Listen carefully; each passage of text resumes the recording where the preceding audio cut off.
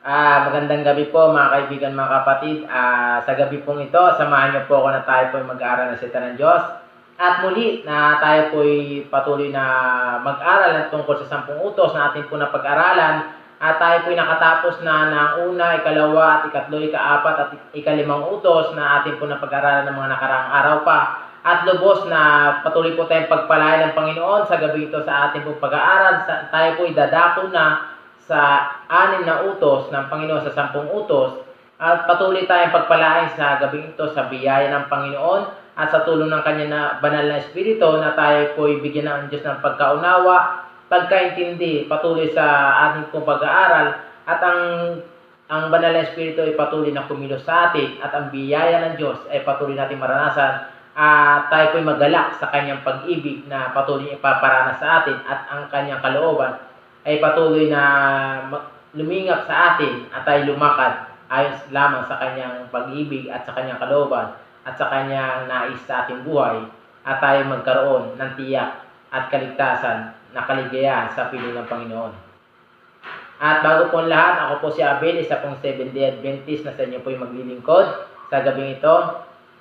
At bago po tayo mag-aaral ng salita ng Diyos, at samahan niyo po muli ako na tayo po munang manalangin sa gabing ito. Tayo po yumuko. Panginoon na dakila at makapangyarihang Ama, purihin ka, dakilain ka. Luwalhatiin ka, O Diyos, sa gabing ito sa pag-aaral, Panginoon.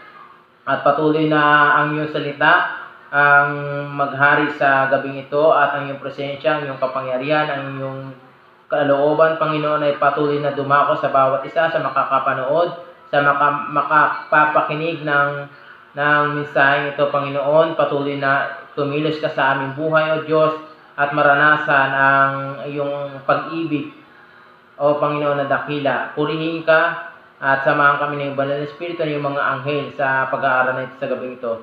Maraming salamat, Panginoon, at sa iyo namin binabalik ang papurit pa sa salamat sa tanging pangalan ni Jesucristo na aming Diyos na tagapagligtas. In Jesus' name, Amen. At muli, patuloy na tayo po'y dumako na sa ating pag-aaral. At kung meron po kayong Bible, at patuloy na buklatin po natin ang Exodus chapter 20 verse 13.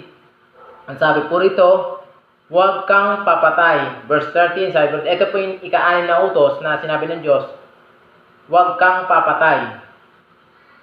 Para sa panahon natin ngayon, na normal na karamihan ngayon, nakikita natin ang mga krimen, ang mga kaguluhan, nababalitaan natin, mga pumapatay ng mga tao, pinapatay yung iba, nanurip sila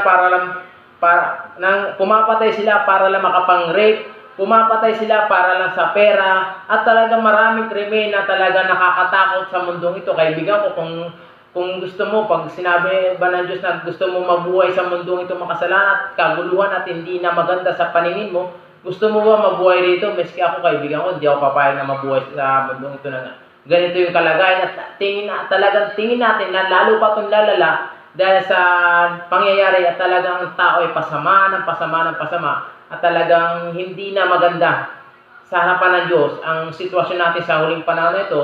At ang Diyos talaga patuloy na kumikilos sa mga tao upang patuloy na makita ng katotohanan na dapat tayo ay lumakad lamang ayon sa kalooban ng Diyos. Kaibigan ko, marami. Minsan, nararanasan natin sa ating buhay na pag may kaaway tayo, parang gusto mo, nasa isip mo lang. Alam niyo, naranasan ko yun eh.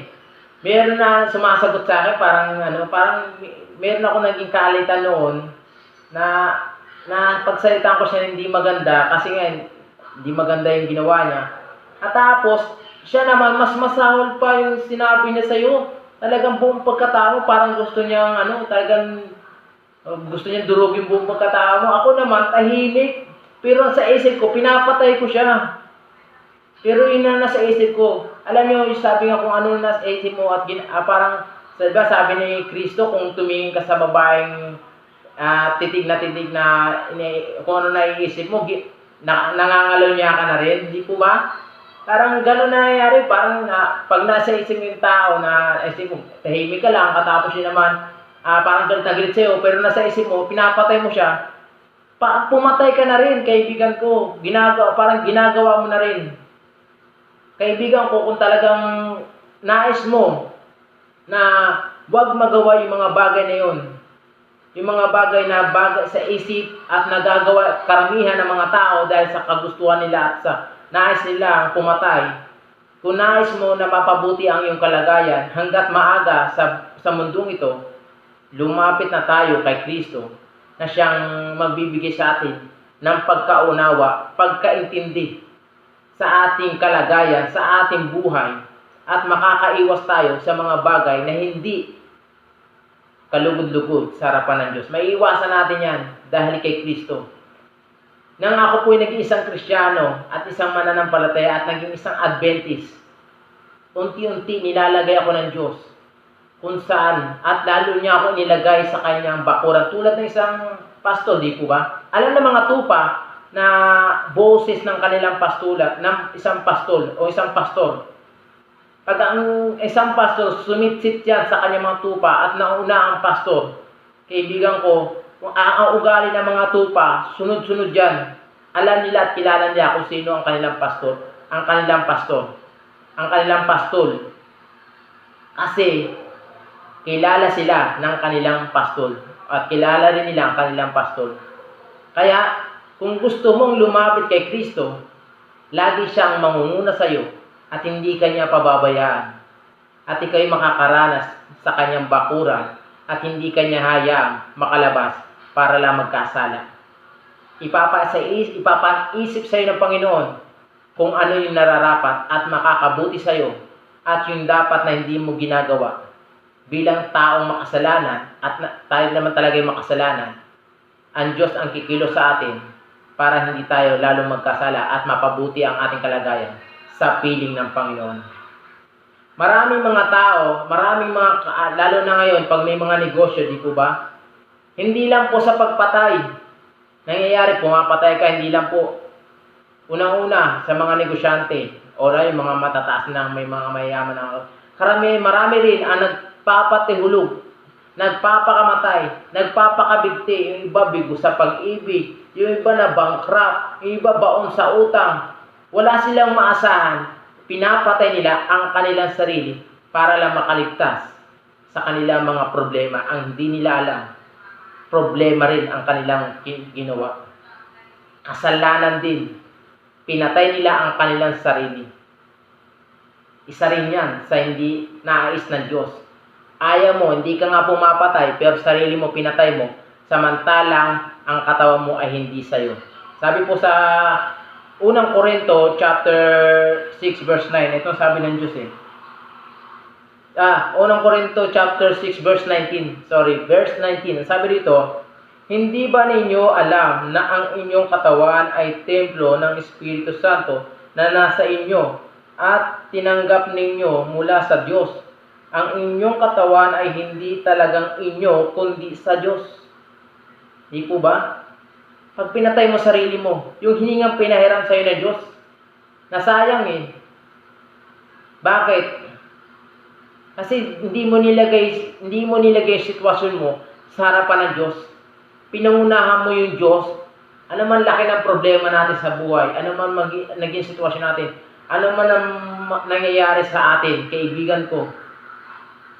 Kahit na sabihin na nandoon ka, may kakayahan ka, pero ang laki naman ng problema mo, ano man naging sitwasyon mo. Kaibigan ko, si Kristo lang, ang Panginoon lang, ang makapagbibigay sa iyo ng solusyon. Hindi mo kailangan magpakamatay para makatakas sa kasalanan, sa iyong problema. Sa mga pinag-uutangan mo, lumapit ka, iluhod mo kay Kristo, at bibigyan ka ng Diyos ng pagkaunawa at pagkaintindi na makakabayad ka ng iyong mga pag-uutang, kapag kakautang, susolusyonan mo yung problema sa nais at pagkaunawa at talino ng Diyos na ipagkakalog sa iyo.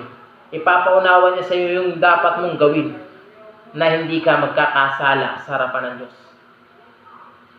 Ikaw lang, tayo lang kasing tao, masyadong tayo nangunguna sa harapan ng Diyos.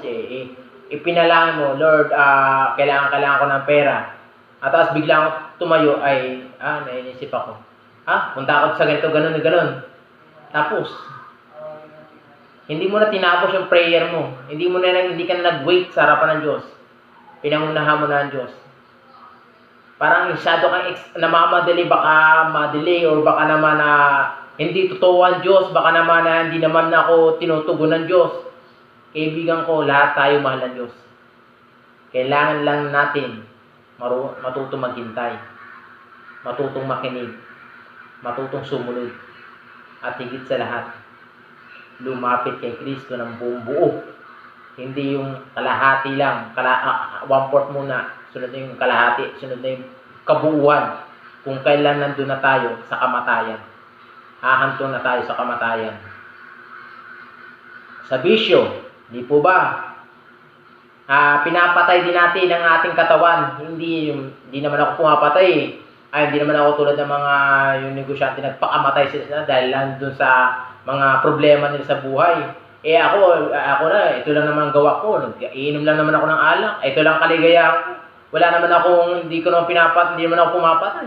Pero yung ginagawa ay isa din yan sa inuunti-unti mo ang katawan mo na sirain hanggang sa mamatay, na samantalang hindi naman sa iyong katawan at araw-araw kang pinagpapala ng Diyos ang hininga at buhay at hindi mo ginagamit at hindi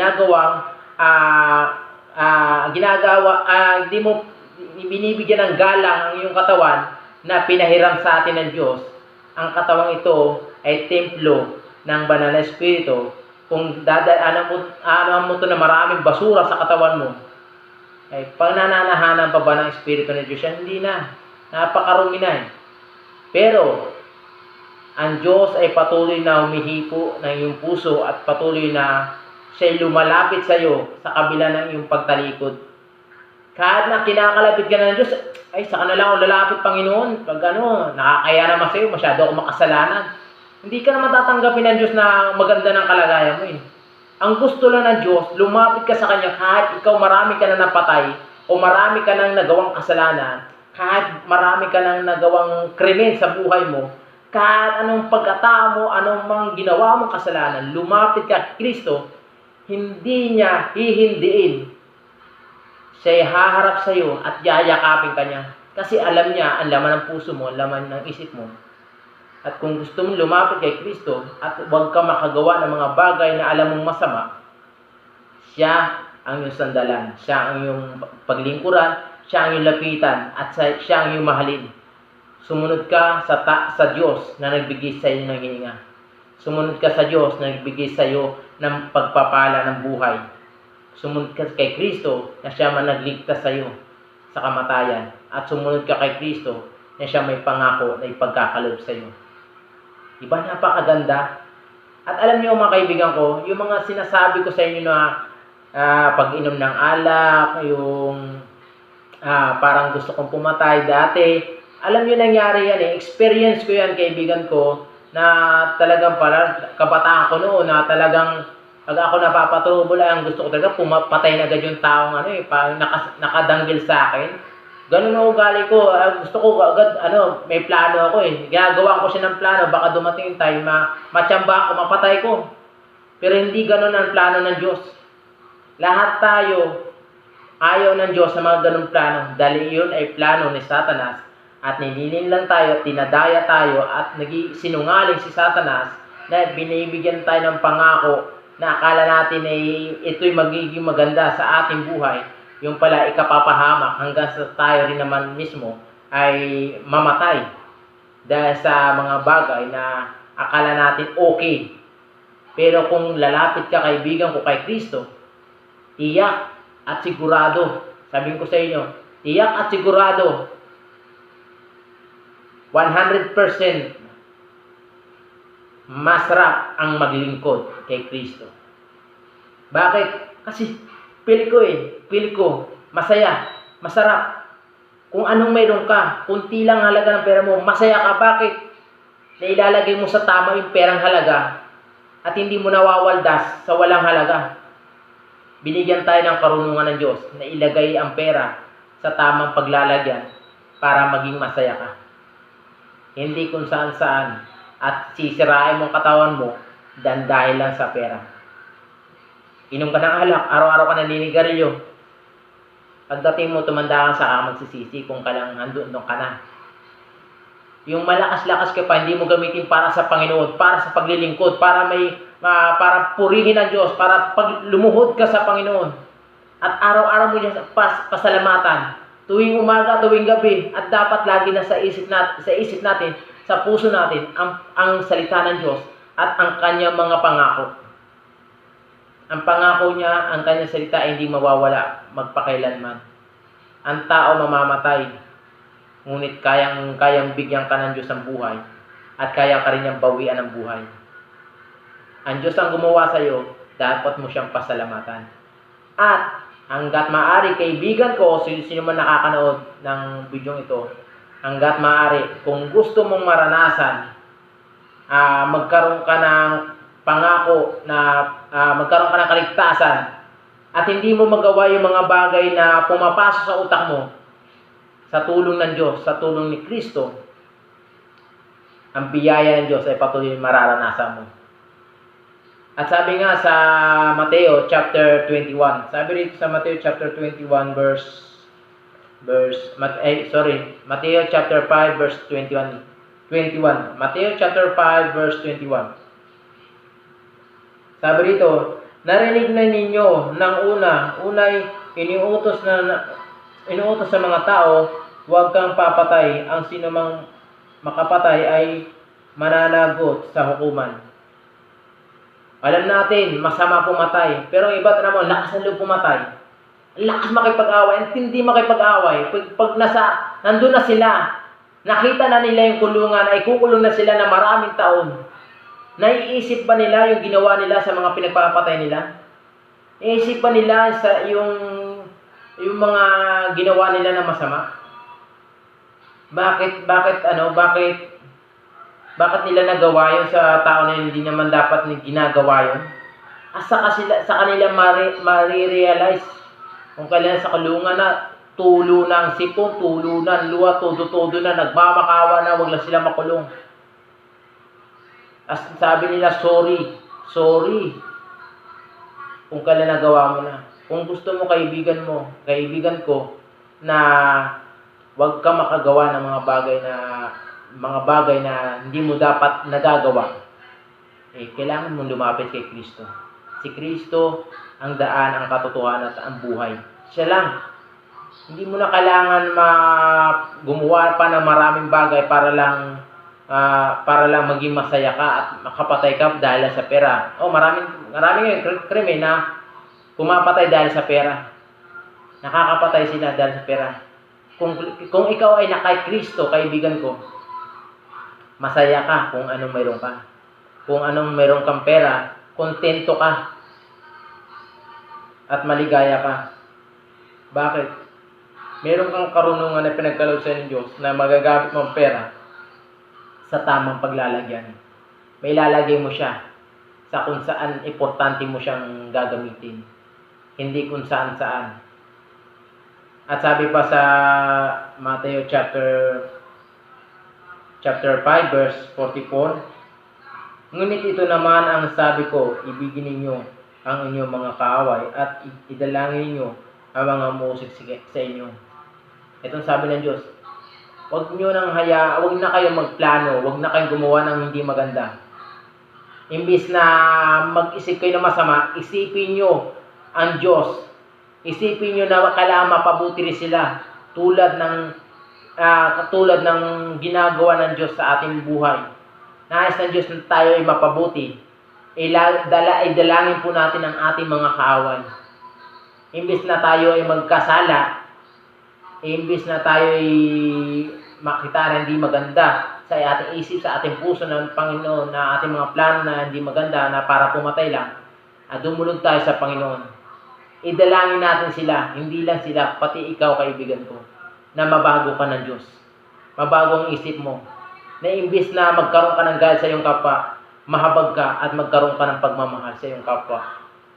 Na minsan nakakainis, pero kailangan natin lumapit kay Kristo, na siyang kikilos para sa kanila at para sa iyo. At doon mo ma-realize na napakalaki ng pag-ibig ng Diyos. Na ayaw niya magkaroon tayo ng alitan. Ayaw niya magkaroon tayo ng patayan. Ayaw niya na magkaroon ng magulong pamilya. Ayaw niya ng broken family talaga, yung talagang ama sa ama nagpapatayan. Ayaw niya ng mga papatay mong katawan mo. Ayaw niya na maging magulo ang buhay mo at patayin mo ang mga bagay.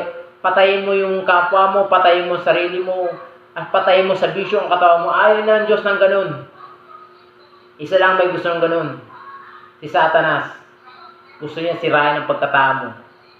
Dahil alam ni Satanas, mahal ka ng Diyos. Hanggat maaari sisirain ka niya para tuluyan kang bumagsak at malugmok. At hanggang sa dumating ang time, patayin mo na sarili mo o pumatay ka ng kapwa mo tao. At hindi ka na nakapagsisi at matutuwa na si Satanas kasi nagtagumpay siya. Kung gusto mo magkaroon ng pagkaunawa at liwanag na nagmumula sa Diyos, at ayaw mo nagkaroon ka ng bagay na ikasisira mo sa paningin ng Diyos, lumapit ka ng buong buo, kaibigan ko, at tanggapin si Kristo sa puso mo, sa isip mo, at mahalin mo siya, at mahalin mo ang iyong kapwa tulad ng iyong sarili. Dahil kung paano kang minamahal ng Diyos, ganun mo rin sila mahalin. Parang hirap, diba? Pero yun ang nararapat. Hanggat maaari, lumapit tayo kay Kristo para idalangin ang ating kapwa. At sila ay pagpalaan din ng Diyos na tulad ng pagpapala sa inyong Panginoon. At muli sa gabing ito, patuloy natin pasalamatan ang Panginoon at patuloy na sa Kanya lamang ang papuri at pasasalamat. At sa gabi ito, siya may taas sa ating buhay. At napakasaya, kaibigan ko. Napakasarap ng pakiramdam pag patuloy dahil kang umaapaw sa kagalakan at patuloy kang nagiging masaya. At talagang napakasarap na magpuri at patuloy na mag-aral sa salita ng Diyos. Kasi alam mo sa buhay mo, ano man maging sitwasyon mo, masaya ka, kontento ka, at maligaya ka, at payapa ka dahil kay Kristo. At maraming salamat sa gabing ito. Purihin po ang Panginoon sa Diyos pong kapurihan at kaluwalhatian sa pangalan ni Jesus. In Jesus' name, Amen and Amen.